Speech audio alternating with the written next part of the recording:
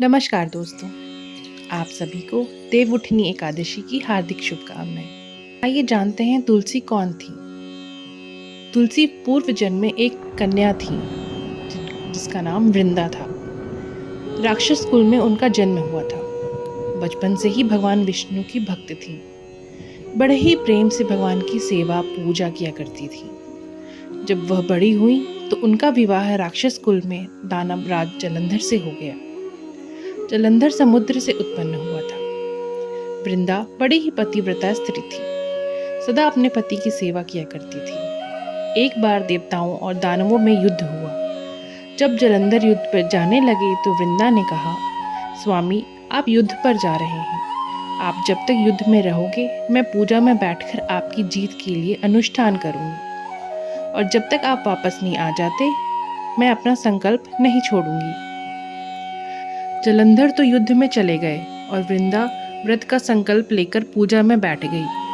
उनके व्रत के प्रभाव से देवता भी जलंधर को ना जीत सके। सारे देवता जब हारने लगे तो विष्णु जी के पास गए। सबने भगवान से प्रार्थना की तो भगवान कहने लगे कि वृंदा मेरी परम भक्त है, मैं उसके साथ छल नहीं कर सकता। फिर देवता बोले, भगवान कोई दूसरा उपाय भी तो नहीं है, अब आप ही हमारी मदद कर सकते हैं। भगवान ने जलंधर का ही रूप रखा और वृंदा के महल में पहुंच गए। जैसे ही वृंदा ने अपने पति को देखा, वे तुरंत पूजा में से उठ गईं और उनके चरणों को छू लिए। जैसे ही उनका संकल्प टूटा, युद्ध में देवताओं ने जलंधर को मार दिया और उसका सिर काटकर अलग कर दिया। उनका सिर वृंदा के महल में गिरा।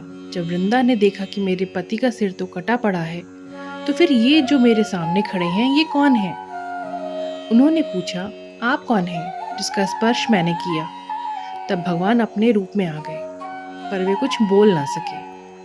वृंदा सारी बात समझ गई। उन्होंने भगवान को श्राप दे दिया, आप पत्थर के हो जाओ, और भगवान तुरंत पत्थर के रूप में हो गए। सभी देवता हाहाकार करने लगे, लक्ष्मी जी रोने लगी और प्रार्थना करने लगे। तब वृंदा जी ने भगवान को वापस वैसा ही कर दिया और अपने पति का सिर लेके वे सती हो गईं।